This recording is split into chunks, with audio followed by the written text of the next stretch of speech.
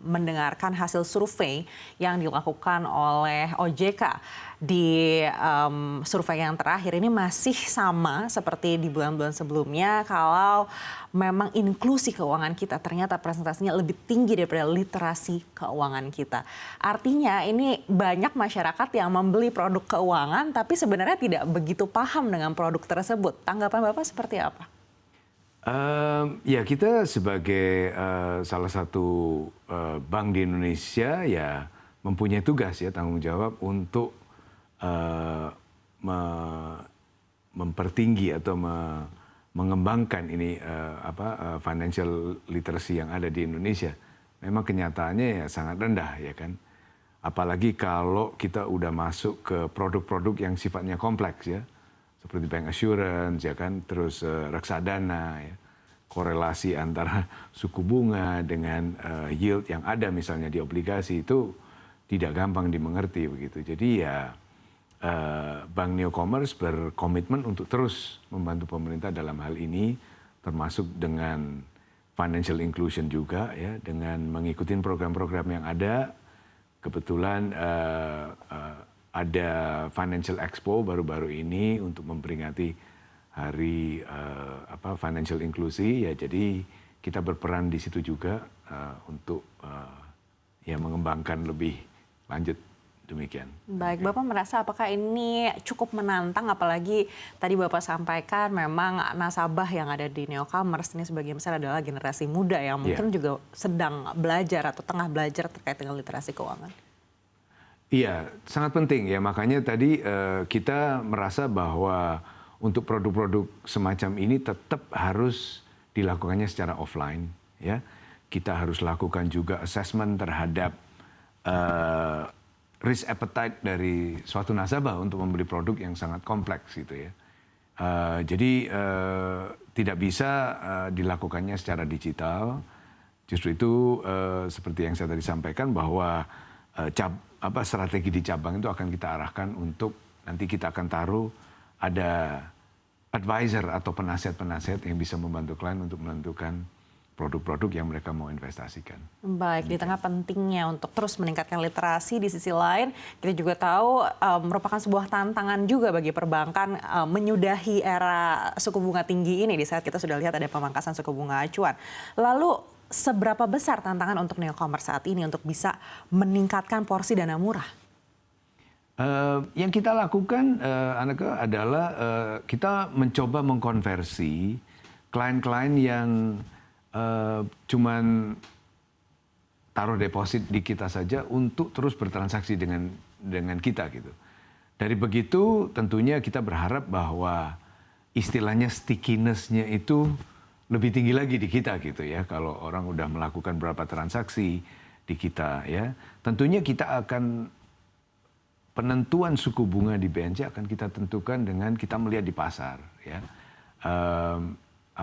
Tapi utamanya adalah bagaimana nasabah itu bisa melakukan transaksi 2 atau 3 di luar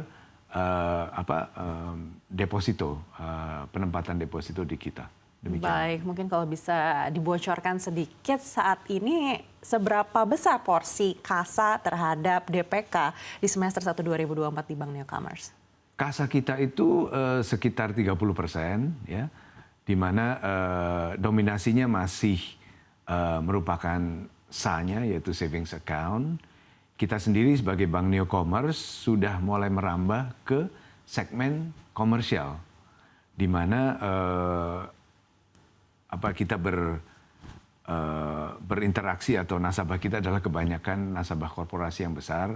Nah disitulah kita juga mencoba mensasar dari sisi current account mereka gitu. Jadi terus kita tingkatkan dari 2 sisi ini. Dengan nasabah bertransaksi, kadang-kadang mereka juga menempatkan kelebihan dananya di savings. Demikian pula dengan korporasi. Mereka kalau ada bertransaksi lewat Bank Neo-Commerce ya bisa membayar gaji dan sebagainya lewat Bank Neo-Commerce, tentunya nanti akan ada porsi daripada current account-nya di kita. Baik, seberapa besar target untuk segmen komersial ini bisa juga semakin mewujudkan posisi kasa hingga akhir tahun 2024? kita tetap akan menjadi bank yang bermain di digital retail banking ya. Jadi mungkin masih 75% ya. Tapi saat ini memang di commercial banking kita komposisinya mungkin sekitar 20%-an ya. Ini adalah segmen yang kita baru mulai ya sekitar setahun ini ke belakang. Ya kita harapkan kontribusinya kalaupun dari sisi aset 20%, tapi kalau dari sisi current account-nya bisa lebih dari itu, tentunya kita sangat dengan senang untuk mencoba mencapai target itu. Baik, di bulan September kemarin kita sudah bersama-sama akhirnya melihat perwujudan dari pemangkasan suku bunga yang ditunggu-tunggu sejak tahun lalu begitu, dan kita menunggu lagi seperti apa kebijakan moneter di pertengahan pekan ini di hari Rabu besok. Ya. Harapan Bapak seperti apa? Saya rasa dengan situasi yang ada saat ini ya ekonomi Indonesia, jadi mungkin ada room untuk bisa pengurangan lagi suku bunga ya. Memang kita harus dipicu ya dengan adanya deflasi saat ini.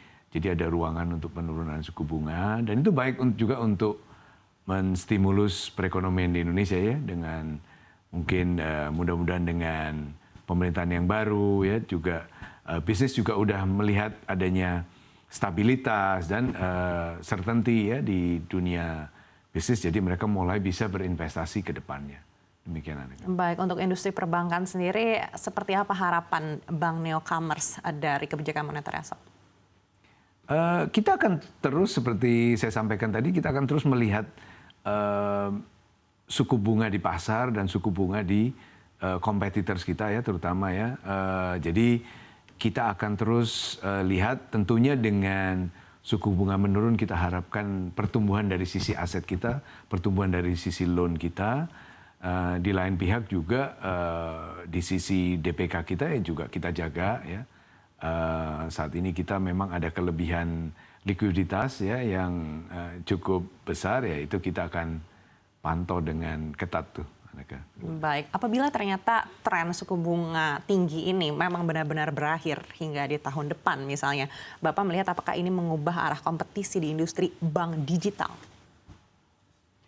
Saya rasa mungkin tidak terlalu ya, karena memang bank digital mungkin karena mereka akan melakukan memperbesar skala ekonominya, tetap mereka akan menjaring dana pihak ketiga dengan suku bunga yang lebih tinggi. Demikian, jadi mereka juga memantau suku bunga yang ada di pasar. Jadi kalau apa yang kita lihat level 8, 7,5 mungkin akan berakhir ya dengan menurunnya suku bunga acuan ya. Tetapi kalau saya melihat ke depannya, untuk bank-bank yang berlayanan digital akan tetap menawarkan suku bunga yang lebih tinggi daripada bank-bank konvensional. Baik, saat ini seperti apa kompetisi di industri bank digital sendiri? Saya rasa dengan bank penetrasi perbankan yang masih cukup rendah ya, jadi peluang untuk bank berlayanan digital ini sangat besar sekali. Ya, jadi menggarap the under dan unbanked segment ini sangat besar sekali di Indonesia. Nah itulah dibutuhkan digitalisasi, dibutuhkan struktur biaya yang rendah. Ya, jadi soalnya kalau bank berlayanan digital yang baru ini untuk berkompetisi dengan bank konvensional yang sudah ada, memang sangat berat. Jadi satu-satunya segmen yang bisa digarap adalah segmen yang masih menjadi blue ocean istilahnya ya. Nah, disitulah kemampuan bank-bank digital ini untuk melakukan analisa terhadap segmen unbanked dan underbanked ini.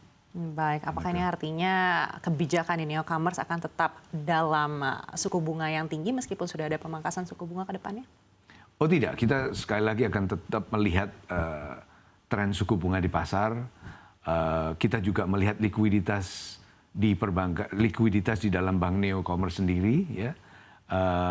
Kalau memang saat ini ada kelebihan misalnya, mungkin ada ruangan untuk kita untuk menurunkan average cost of fund kita ya. Jadi tergantung dari situasi pasar dan situasi likuiditas di dalam bank newcomers.